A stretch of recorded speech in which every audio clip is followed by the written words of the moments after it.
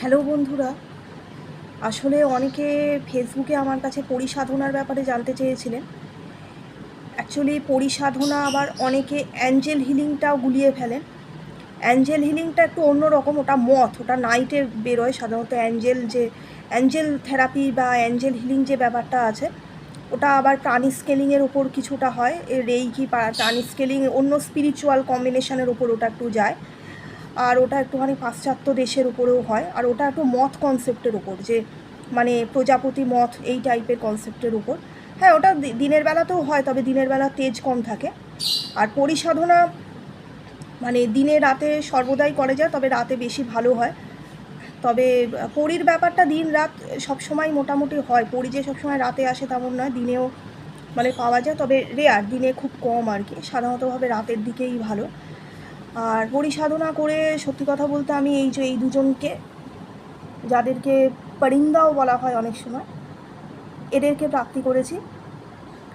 পরীর দু রকম 3 রকমের বলে, যেটা মানে নর্মাল একটা যে সাধারণ আমাদের কনসেপ্টে খুব সুন্দর দেখতে বিভিন্ন কালারফুল হয় সেটা, আর একটা কালী পরী হয়।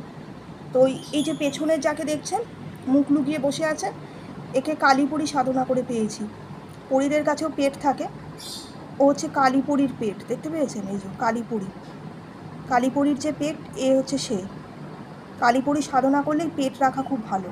আর এটা হচ্ছে সবুজ জাদু করে যে সবুজ পরীর সাধনা করা হয়, এই সবুজ পরীর সাধনা করে একে প্রাপ্তি করেছি।